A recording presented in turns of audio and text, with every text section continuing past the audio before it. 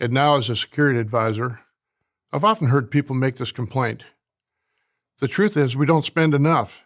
We should spend more, and for purely selfish reasons. Every dollar we spend on Israel is a dollar spent, in effect, in our own defense. As a value proposition, it's all in America's favor. Let me explain, but before I do, let me just say this.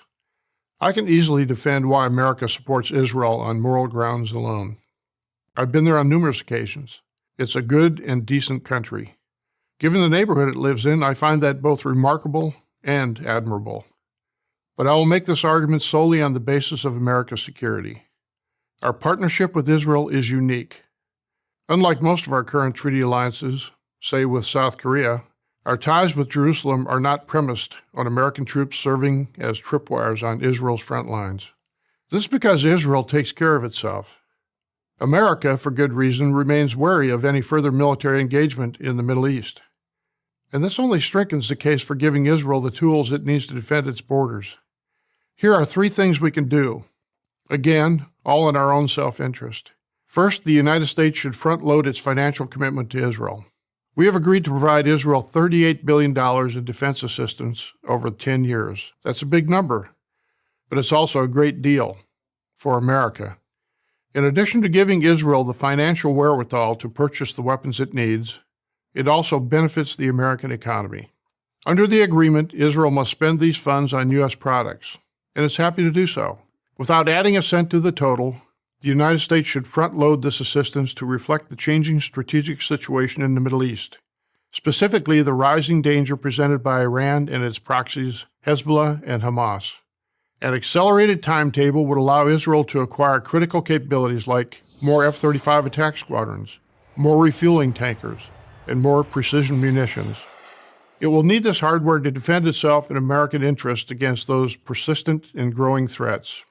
Second, the United States should enhance our alliance with Israel. It may surprise you to know that the United States does not have a defense treaty with this essential ally. Lots of agreements, but no treaty. We should. Why is this important? Because it will send a loud strategic signal to Israel's enemies that if you mess with Israel, you mess with us. Israel's not going to ask us for troops, but we should be giving them anything else they need: intelligence, weapons technology, and other vital information. And we know this is a two-way street. Israel gives a lot in return, which leads me to the third point. The United States and Israel should build on their already close collaboration in research and development. Israel is one of the most high-tech economies in the world. American investors understand this. More venture capital is spent per capita in Israel than in any other country. 9 out of the 10 largest companies have R&D facilities there. This is in a country of just 8 million people. When we sell them military gear, they adapt it to their own special needs. The American military, in turn, benefits from these innovations, especially in the area of desert warfare. Indeed, President Obama's Defense Secretary, Ashton Carter, made this point. There's no question that American lives have been saved by Israeli technology. There are many cutting-edge projects we can work on together, such as directed energy weapons. This new form of cannon emits highly focused energy to neutralize targets. Such weapons will be needed to counter the spread of cheap, deadly, and plentiful mortars and drones from Iran and other bad actors. All this explains why I find it so infuriating to see Americans, especially young Americans, support anti-Israel groups like BDS, Boycott, Divest, Sanction, that want to weaken and destroy Israel. Putting aside the perverse logic of these groups that we should punish a free and open democracy, it's self-destructive.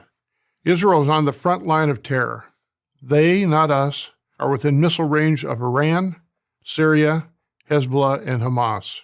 To the extent these enemies of freedom are held in check, they are held in check by Israel.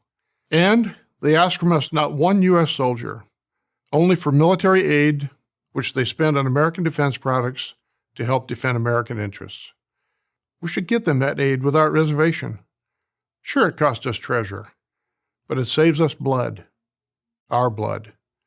It's also the right thing to do. I'm General Chuck Wald, United States Air Force, for Prager University.